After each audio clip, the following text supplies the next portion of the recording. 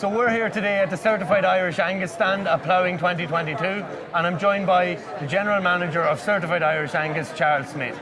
Charles, tell us what's happening here today. Well, this morning we have the presentation of 5 groups of calves to 5 groups of students from around the country that have put in a lot of work over the last year through the application process to Certified Irish Angus to win these 5 calves. We'll have the presentation, and from here on they own the calves and they start on producing a project which we've themed differently for each group of students to present to us in a year and a half's time when the calves have fulfilled their production cycle. Charles, tell us about the Certified Irish Angus Schools competition and how the idea came about and how is it going? So it's phenomenally successful. We've had 2 huge years of an awful lot of interest through TY students, and there wasn't much for them to do in the 2 years of lockdown with COVID. So the amount of interest we've had has been phenomenal. This is the 8th group of students to receive calves, so it's going for 8 years. The idea originally was to help students to understand better the value of Angus cattle and the value of producing beef for a defined market, and for a market that's already mature and established and recognised by consumers.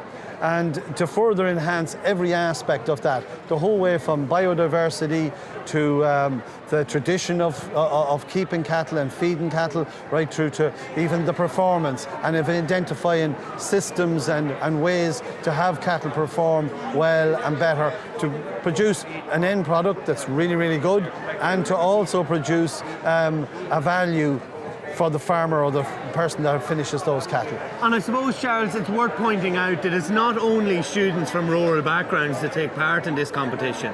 Oh, absolutely not. We've had a huge amount of students from non-agricultural backgrounds apply at varying levels.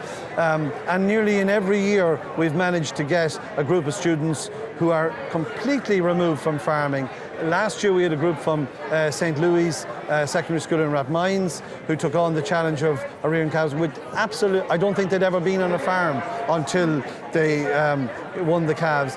This time round we have a school from Raheny, and we were bowled over by the interest, maybe not the knowledge, but the interest they had in understanding beef farming, understanding where beef comes from, understanding how it's produced, and how it's woven into the fabric of rural Ireland.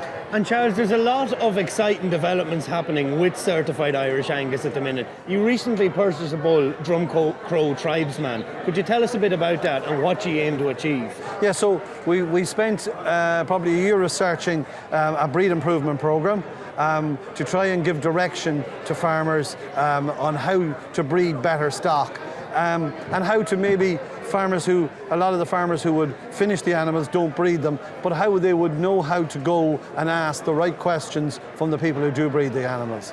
So we purchased a bull, Crow Tribesman, last November. We've done that in partnership with Dove AI, and the bull now stands in Dove. We plan to take male sex semen from the bull this October, and we're making it available under a unique breed improvement programme to pedigree breeders who will be able to produce male calves from that semen, and we're going to incentivise that through a payment, a refund to dairy farmers who take on to buy those bulls then from those breeders.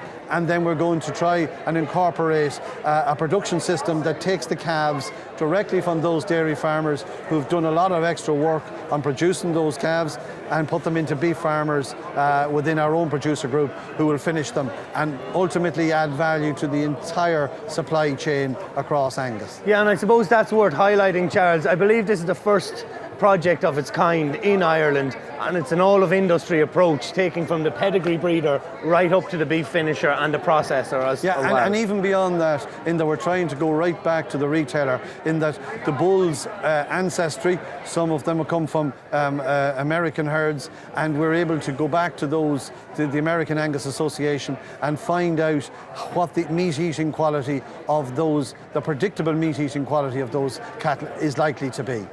And Charles, it looks like there's a very positive future for the Angus breed and Angus beef. What is it about the Angus beef that has such an attraction and an interest? I suppose across the world, Angus beef is recognised as being superior. And it has a great tradition of meat-eating quality, a great tradition of marbling, and that enhances the flavour of the meat. And Angus has become a huge brand across the entire food service business as well. So I think that Angus, there's a greater appreciation for the beef from Angus cattle, and there's a willingness for consumers to engage with all of that. And then even with the schools, it ties into bringing that into community and explaining all the passion and care and attention that goes into producing these animals. And the breed improvement program is obviously to help promote better quality animals and better quality performance across the entire supply chain. Charles, can I say you're doing great work at Certified Irish Angus, and thank you very much for joining us on the Agriland live Thank stream. you, Breffney. Really appreciate it. Thank you.